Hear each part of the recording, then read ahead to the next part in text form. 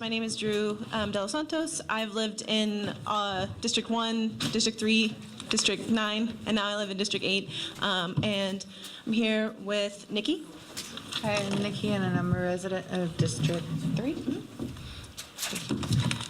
And the way this is going to go is you guys will have a minute to introduce yourselves, and we'll just start with Linda O'Neill, and then the timekeepers, and then we'll get to the questions, and then the timekeepers will keep a minute for each response for each question, and we'll do rotating candidates. Go ahead. Hi there, my name is Linda O'Neill. I'm a longtime resident of Austin. I was born in Vietnam, but I came here as soon as I could. Thank God my dad brought me. I grew up in North Austin, Plaza del Norte, 7929 Galt Street. It's an immigrant neighborhood because my mother was the manager at this apartment complex. She got the job because the apartment complex was held up, and she knew how to keep her cool when the manager froze. So they made her the apartment manager, and she rented to immigrants, and she ignored occupancy rules, and I just grew up in a very diverse immigrant town, and I just kind of want to keep the working and creative classes here. Thanks very much. It's great to be here with you. I am Kathy Tobo. I serve as Mayor Pro Tem, and I represent City Council District 9, and I'm running for re-election.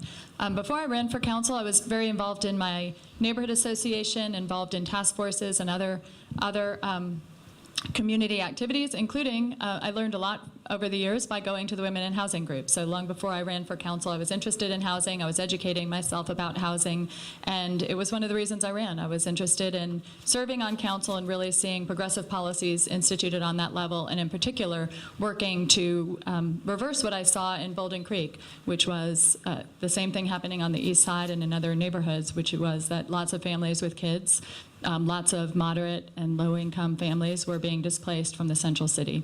So it's been great to serve on council. I'm proud of what we've been able to accomplish with regard to affordable housing and in other areas, and look forward to having an opportunity to discuss that today. Hello, my name's Danielle Skidmore. I'm a transportation engineer and a special needs parent. I've lived in Austin for 24 years practicing as an engineer designing public infrastructure. I love this city, but Austin is facing real growing pains.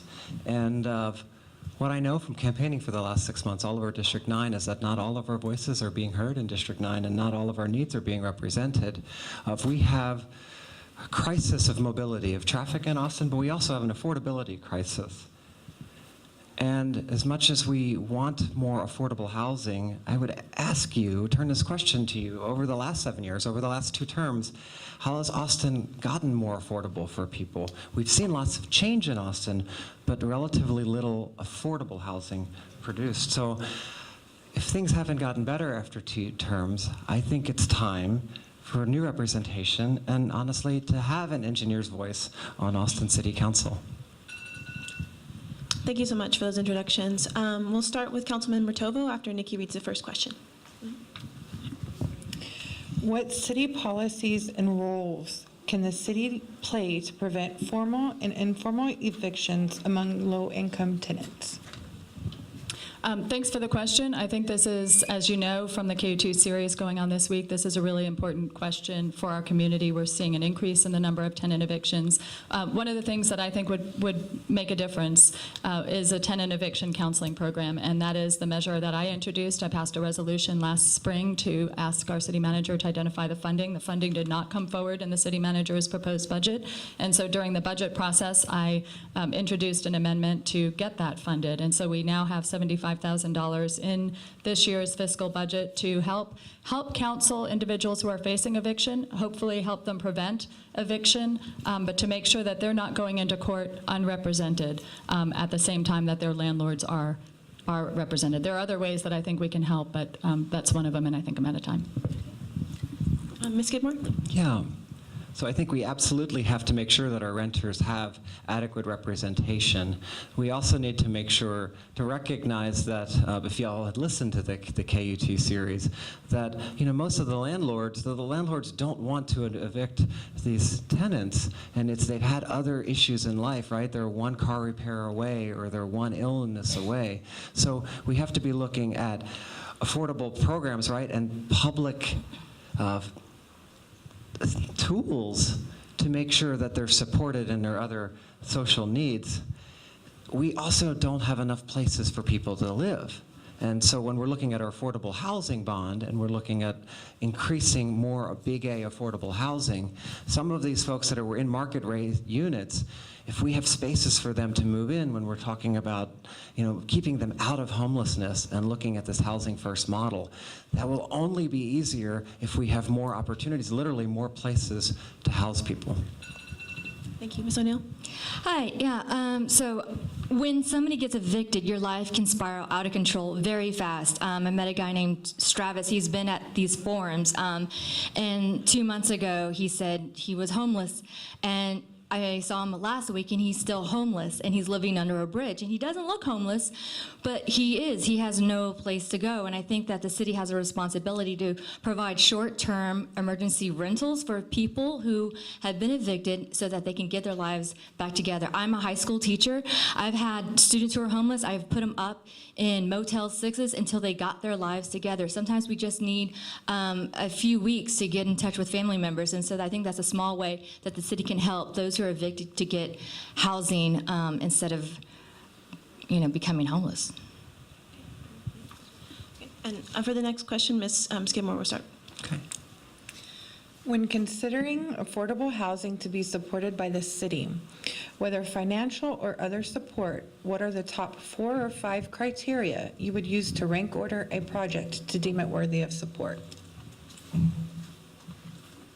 I think first and foremost, we want to promote equity in our city, and I think a big question of equity is making sure that, and I don't think we've done this well as a city, that we're providing affordable housing in all of Austin, in all of our districts. So I want to see us add more big A affordable housing, supported housing here in District 9 and in West Austin. So I think that's fundamental, is we need to be making more space in all of our neighborhoods. And that is going to mean building affordable housing on public land. We also need to maximize density, quite honestly, because the most affordable housing we can build is going to be in a multifamily context. We have limited resources as a city to support this, so we need to make sure they go as far as possible. And it has to have good public transportation access as well. That density in public transportation is a huge piece of people's quality of life. Did you finish your sentence? Yes, thank you. Okay. Ms. O'Neill? So can you repeat the question one more time? I'm sorry.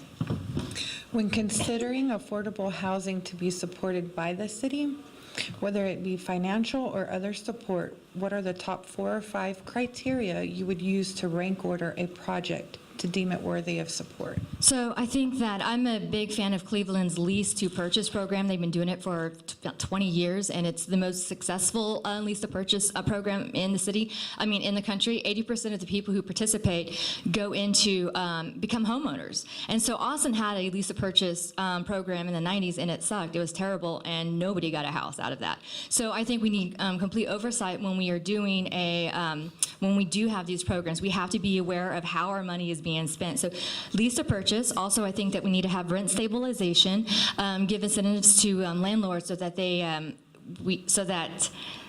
they can have longer leases, and I think that stabilizes our rent. And I think that should go not only to our residents, but also to our local businesses.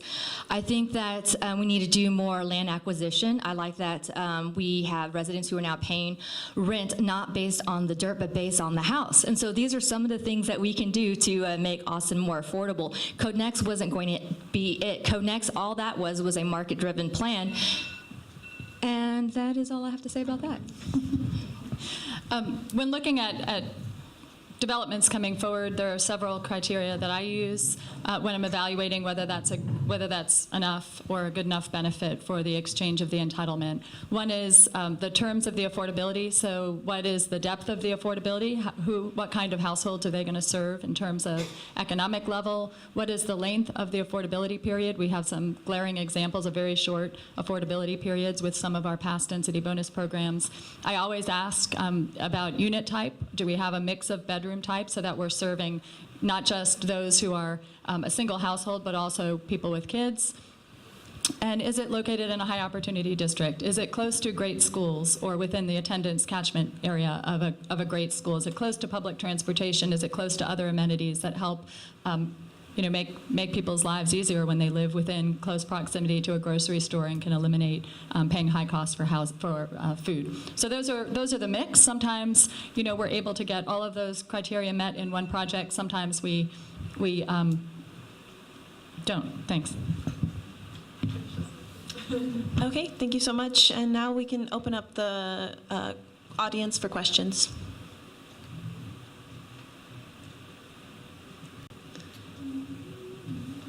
All right. Thank you.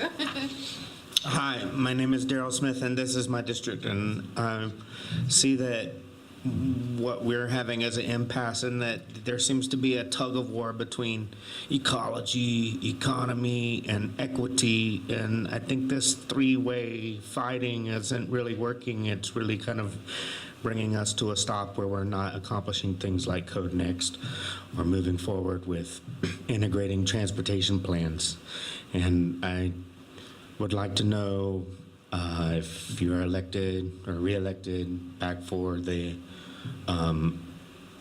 council member position, what you would do to try to bring these different sides together in order to move forward over the next 3 years.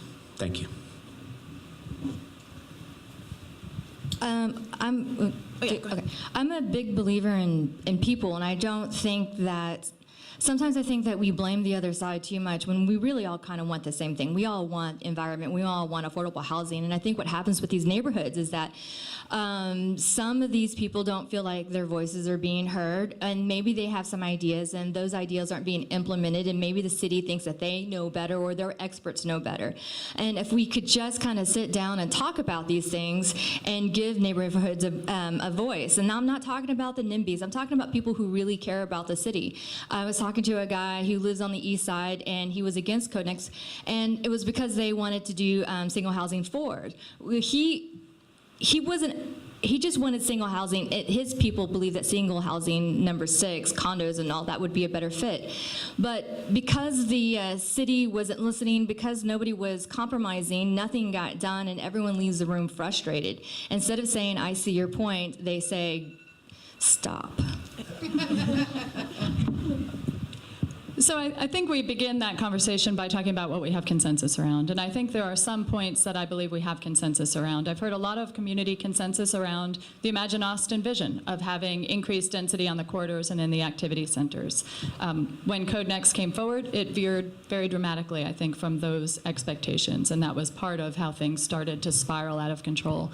I see a lot of consensus around support for density bonus programs, for example. I hear criticisms about them, but they seem to be coming from a place of, we would support it if it worked and if those were actually creating units on site, and too often it's not actually doing that. It's creating fees that aren't enough to go purchase units or build units elsewhere. And so, this is almost a kind of what do you do next in the failure of Code Next kind of question. And I think we start with what we have consensus around, and I think there's a considerable amount we do. But I think we easily get that conversation derailed when we have voices coming forward saying get rid of all single-family zoning in Hyde Park. That's not a place from which to have a conversation. Thank you. So we absolutely need to depoliticize it. And I think the existing council has it failed us as a city in being a singular voice for realizing the Imagine Austin plan. Now, we need to build more housing for more people in Austin, so that means obviously more density along the corridors, because it has to be compatible with our public transportation plan. It means more missing middle housing in our neighborhoods. We have more space to add housing throughout Austin. So we are failing when we will not engage in those conversations, and that's more accessory dwelling units, and we've not had complete support on council for them. And those are incremental steps that can allow more housing in our city. And what I know from walking around Hyde Park and Clarksville and West Austin is that the things that we were talking about doing exist already in these neighborhoods. So that is direct engagement in our community to make sure to stop the demonization for change. Thank you so much. Any other questions from the audience? Okay, great. And go ahead and introduce yourself. My name is Samantha Berger, and I'm just curious on experience that you guys have had, or a family member or a friend in finding affordable housing.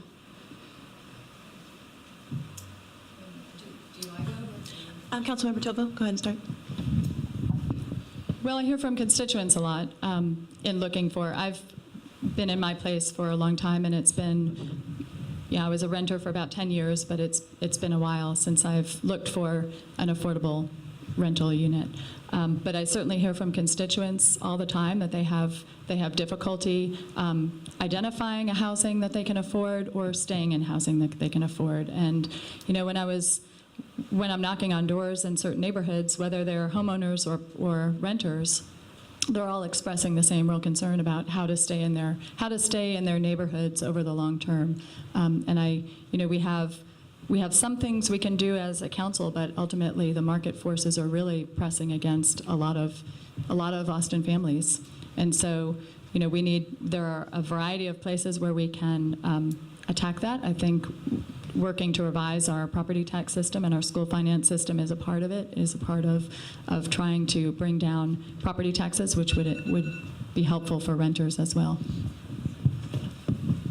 So in terms of our own family experience for affordable housing, and let me be clear, this isn't like big A affordable housing, but this is just finding housing that suits the needs for different families. When we outgrew the stairs in our house for my son who's in a wheelchair, we spent a year looking for a place to live in West Austin, and we couldn't find a single accessible place that worked for a little boy in a wheelchair.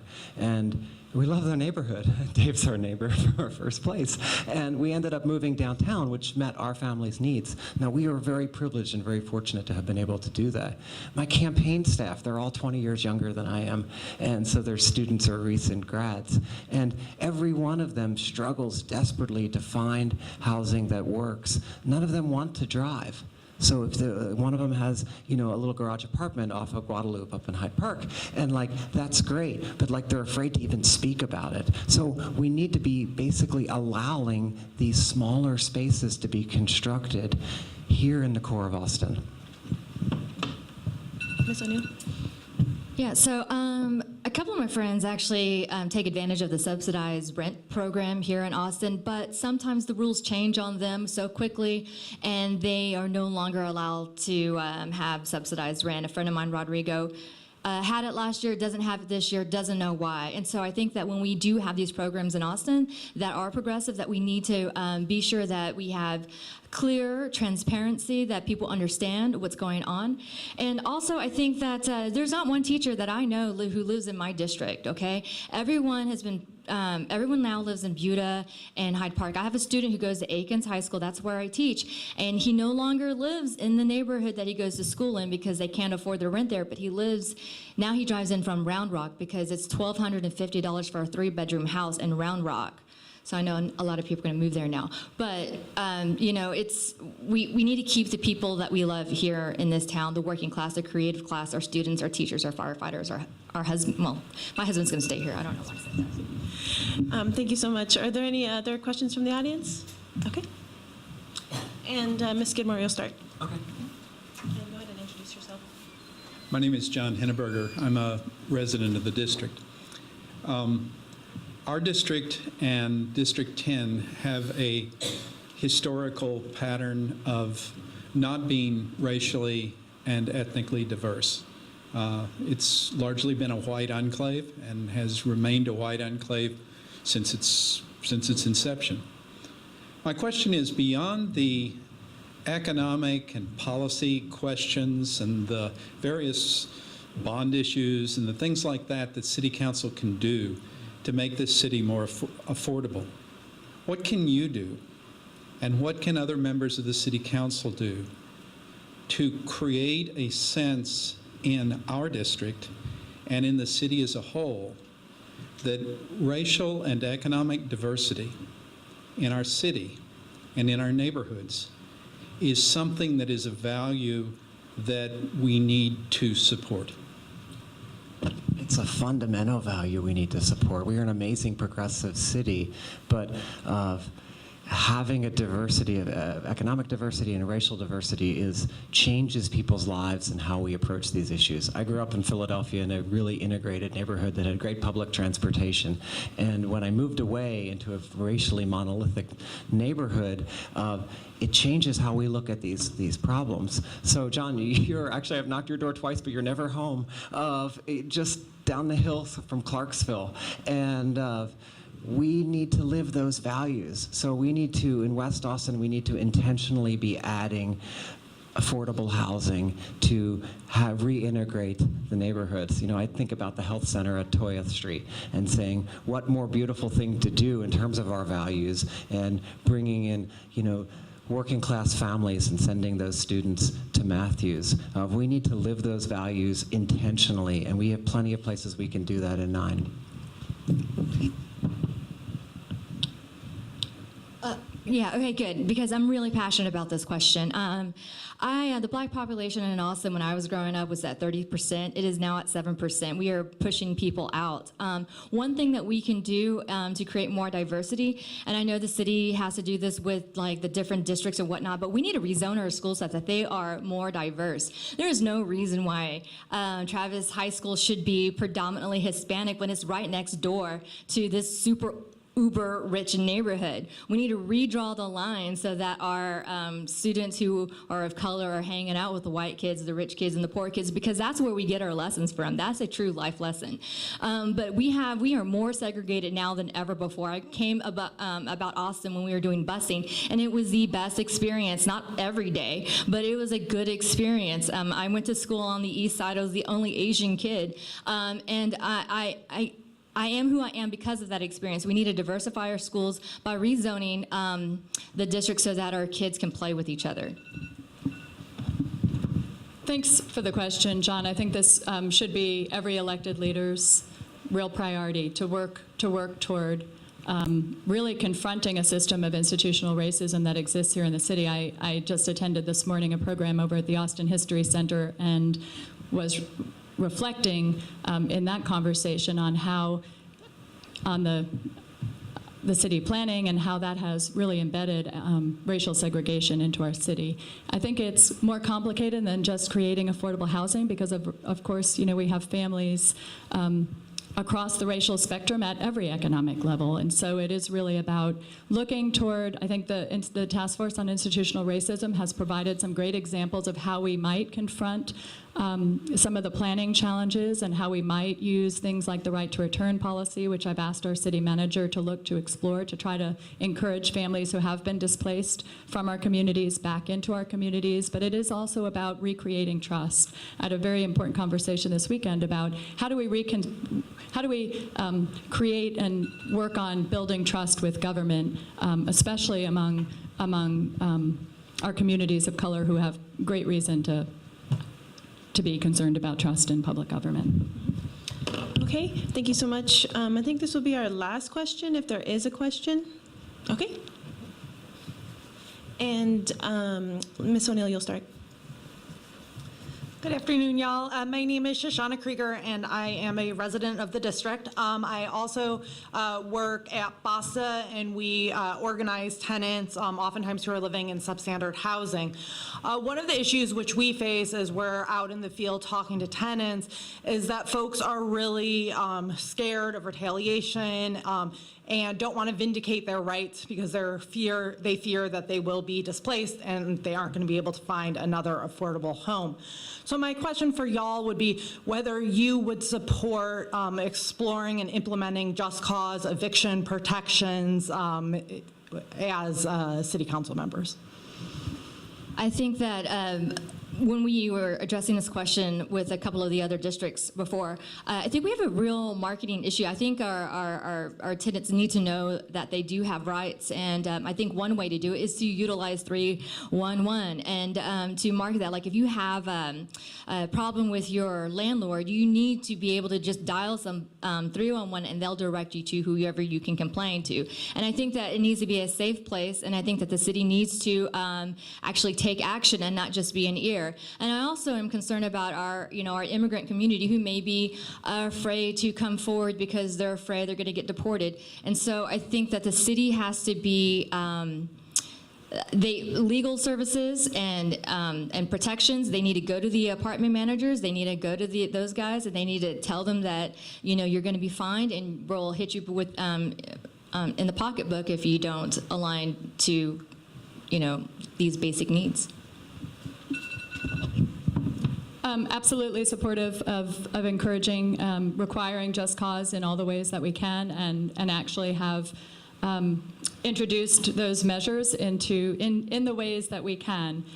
So that includes ensuring tenant protections in our private activity bond developments, which the council is asked to affirm. The resolution I introduced also included tenant protections and repeat offender properties, which again we have leverage over, providing just cause eviction protections as well to those that are participating in city incentive programs. We've asked our city attorney to look at broader protections, whether we can do just cause protections on a broader basis, but we know we have the ability to do them in those ways, and I've introduced measures to do just that. So it's very important to me as we look toward how we impact affordable housing, how we impact affordability, to make sure that we have as robust an opportunity to do tenant protections as possible. And I'm the council rep on Policy Link, which is looking at anti-displacement measures, as you are too, and so that we'll have some new ideas from other places as well. So in terms of absolutely, we need to be protecting against evictions within the limitations that the state is allowing us, which is really frustrating here in Texas. And I think that, code enforcement is a real critical question too, is making sure that we are doing the right inspections. And then I get it, the resources are limited and they're spread thin, but really focusing that in our bureaucracy of making sure that we are focusing them where they are needed most, so that the tenants don't feel like it's they're being targeted for making those claims, right? Those challenges. The last piece is sort of the Equal Employment Fair Housing Office too. Is I think that we need to do a better job there when people are filing some claims against discrimination in housing, and more generally, I think that office is struggling to keep up with that for housing and for other claims of discrimination. Thank you so much. I think that's all the questions for today, and we'll conclude with the candidates. So thank you, everybody, for sticking it out, and I'll pass it over to some of the other women of housing leaders. Thank you.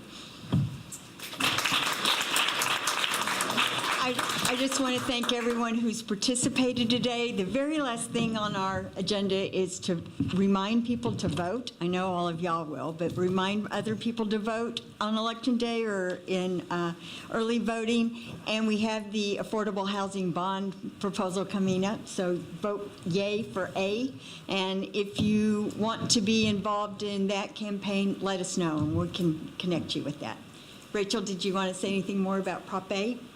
I think hopefully everyone's planning to vote for Prop A. If you have questions, I was the chair on the Affordable Housing Task Force part of the bond, the committee that came up with the bond, so I'm happy to answer questions. It's a good package. It's $250 million, $100 million that would go towards trying to get ahead of the market and buy pieces of land that will help expand affordable housing in all parts of town that maybe now affordable housing developers can't afford to purchase, so it keeps developing properties only in places where land is more affordable. This would help us get out and plan ahead of that. There's money for home repair, there's money for multifamily units, there's money for help people afford homes, young people, working families. So I'm happy to talk more about it, but talk to your friends, get out there and educate everyone, and just make sure to vote for all the things we heard about today.